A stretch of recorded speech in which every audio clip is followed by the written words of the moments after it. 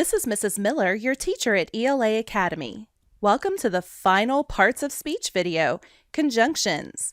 If you just put on a sad face because you don't want the grammar series to end, don't worry, there's still plenty to come. Conjunctions are words that connect two or more words, phrases, or clauses. You might think of them as being part of a train. Each car in the train represents a word, phrase, or clause.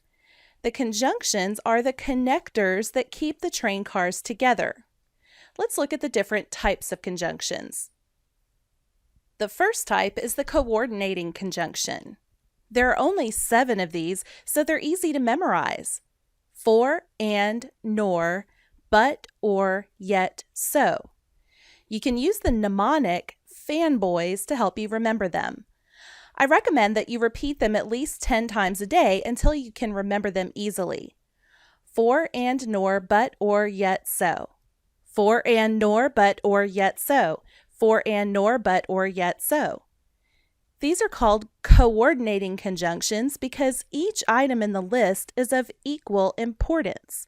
Not one is more important or more emphasized than any of the others. Let's look at some examples. Remember, the fanboys coordinate words, phrases, or clauses. Let's look at words first. I love Star Trek, Star Wars, Firefly, and many other sci-fi series. What's the conjunction? And. How many items do I have in my list? 4. Next. William Shatner and Chris Pine both played Captain Kirk. What's the conjunction? And. How many items in the list? 2. Luke Skywalker must choose the light side or the dark side of the Force. What's the conjunction? Or. How many items? 2. Notice that the conjunctions are all color-coded yellow. Now let's look at some coordinated phrases. Spock ran down the stairs and across the plaza in pursuit of Khan. The conjunction is and it coordinates 2 prepositional phrases, down the stairs and across the plaza. The mission of the Starship Enterprise is to explore strange new worlds, to seek out new life and civilizations, and to boldly go where no one has gone before. Here we have 3 infinitive phrases joined by and. Remember, infinitives are to plus a verb, to explore, to seek, to go. And then we can coordinate clauses. We'll talk more about clauses in the parts of the sentence video, but you might think of a clause as something that sounds like a complete sentence. For example, the conjunction and joins 2 clauses here. Captain Mal and Zoe fought together in the war. Sounds like a complete sentence, doesn't it? And now they fly a renegade ship. That's another one that sounds like a complete sentence. These are clauses. When joined by a coordinating conjunction, one of the fanboys, both are given equal importance in the sentence. Let's look at another one. Zoe didn't like Wash at first, but eventually they got married. Simon rescued his sister from a secret government project. So, now they are on the run. So to summarize, the fanboys' conjunctions coordinate words, phrases, or clauses. The next type is the subordinating conjunction. There are quite a few of these, so it wouldn't be practical to memorize them all, but the good news is if it isn't a fanboys conjunction, it's probably one of these. But it is a good idea to memorize the most common subordinating conjunctions so that you will recognize them easily. As, after, although, when, while, until, before, because, if, and since. Just keep in mind that, as I've pointed out before, some of these words can be used as other parts of speech, depending on the sentence. We have another mnemonic to remember this list. A woobus. Go ahead and say that out loud. A woobus. This is another one you'll want to practice 10 times a day until you have it memorized. As, after, although, when, while, until, before, because, if, since. As, after, although, when, while, until, before, because, if, since. As, after, although, when, while, until, before, because, if, since. When you use one of these subordinating conjunctions, the clause it's attached to becomes subordinate. That means it can't stand on its own. It's dependent on an independent clause. Remember that clauses joined by coordinating conjunctions are of equal importance? Well, a subordinate or dependent clause is somewhat less important. Think of it like an elf. He's a subordinate clause, right? Santa's his boss. The elf is Santa's subordinate. Okay, I didn't make that up myself, but it's awfully cute. Let's look at some examples. First, let's identify the clauses. You watch Serenity. You should watch Firefly. Each one could sound like a complete sentence on its own, right? Then, here's the subordinating conjunction in yellow. Remember awubis? As, after, although, when, while, until, before, because, if, since. Now we can start thinking about whether each clause is independent or dependent. Any clause that begins with a subordinating conjunction then becomes a subordinate clause, also known as a dependent clause. The other clause doesn't have any kind of conjunction, so it's an independent clause. When the dependent clause comes first, then you need a comma between the two clauses. Make sense? Let's look at another one. Okay, where are our two clauses? Spock uses logic. Kirk relies on intuition. Both sound like complete sentences. But we also have this subordinating conjunction, while. The first clause doesn't have one, so it's an independent clause. This one is subordinate because of that awubis word. As, after, although, when, while, until, before, because, if, since. Now, when the independent clause comes first, do we have a comma between clauses?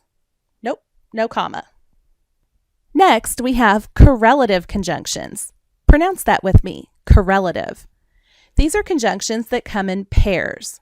Either or, neither nor, both and, so that, not only but also. Let's see what they look like in sentences.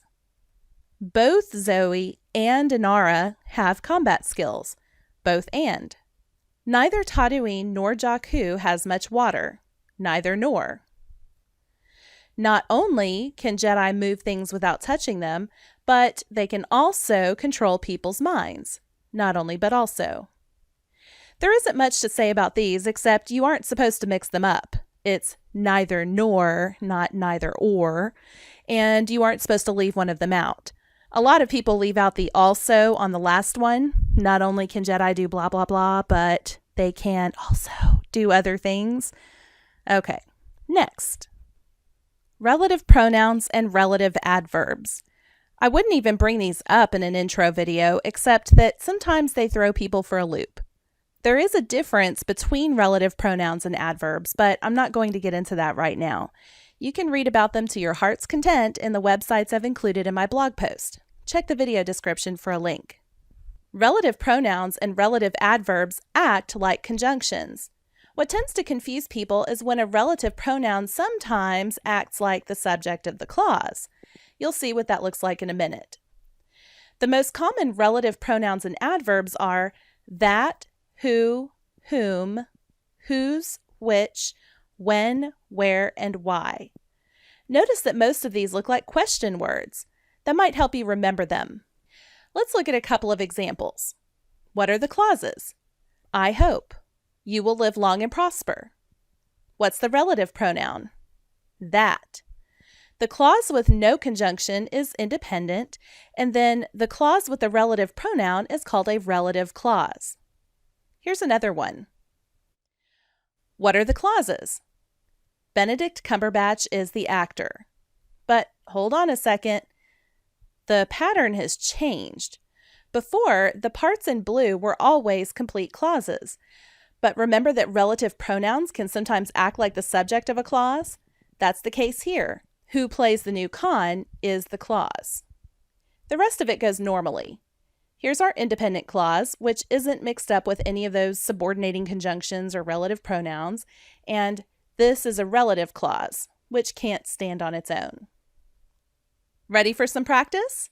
Let's take a look at some literature and see whether you can find the conjunctions.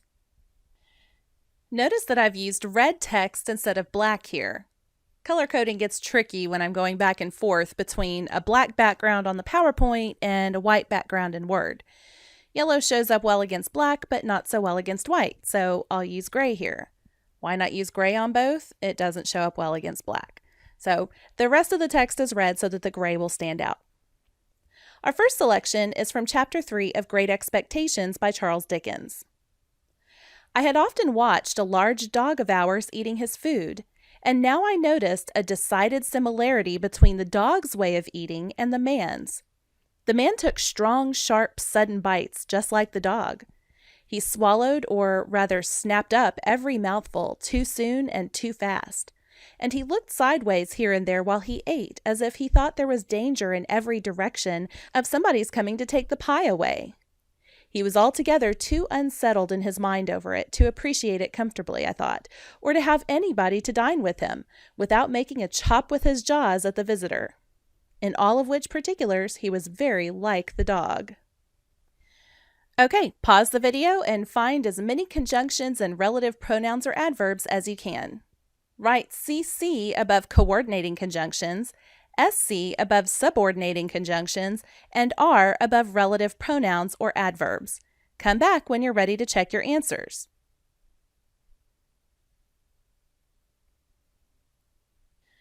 Ready to check? Let's see how you did. We have a bunch of fanboys conjunctions, mostly ands. And, or, and, and or. Then our subordinating conjunctions, while and as if. Let's look at the next excerpt. This is an excerpt from Chapter 16 of Wuthering Heights by Emily Bronte. Catherine Earnshaw, may you not rest as long as I am living. You said I killed you. Haunt me then. The murdered do haunt their murderers, I believe. I know that ghosts have wandered on the earth. Be with me always. Take any form. Drive me mad. Only do not leave me in this abyss where I cannot find you. Oh God, it is unutterable. I cannot live without my life. I cannot live without my soul. Okay, pause the video and find as many conjunctions and relative pronouns or adverbs as you can. Come back when you're ready to check your answers.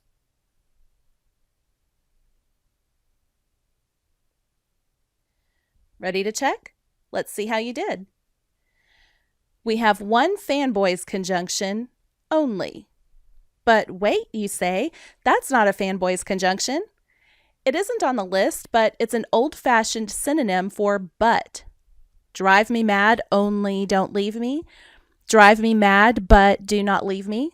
So it's a coordinating conjunction. Then we have an awubis word, as long as. No, wait, that isn't in awubis either. Yes, it is.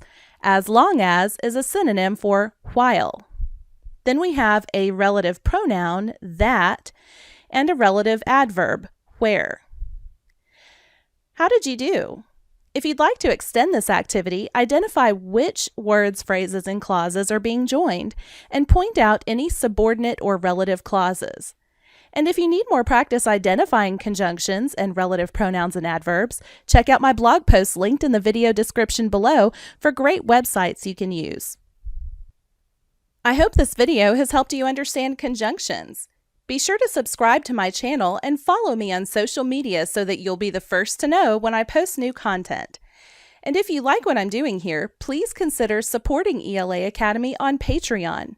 This is ELA Academy.